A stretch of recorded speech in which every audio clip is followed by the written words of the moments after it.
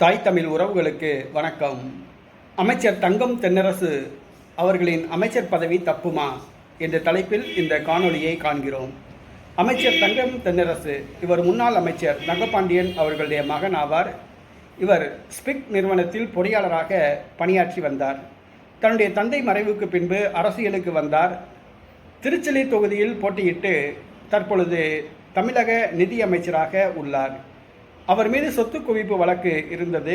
அந்த சொத்து குவிப்பு வழக்கு கடந்த ஒரு சில ஆண்டுகளுக்கு முன்பாக சிறப்பு நீதிமன்றம் தீர்ப்பு வழங்கியது.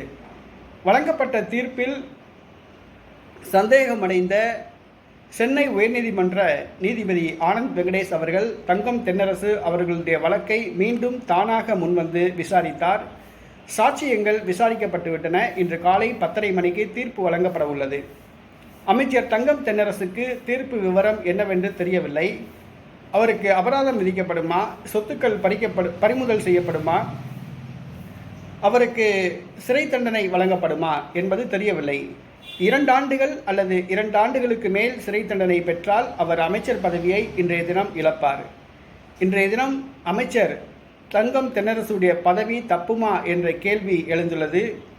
அமைச்சர் தங்கம் தென்னரசு அவர்களுடைய தலைவிதி இன்று காலை 10:30 மணிக்கு சென்னை உயர்நீதிமன்றம் வழங்குகின்ற தீர்ப்பில் உள்ளது. இந்த தீர்ப்பை திமுகவினர் ஆவலோடு எதிர்பார்த்து காத்து கொண்டிருக்கின்றனர்.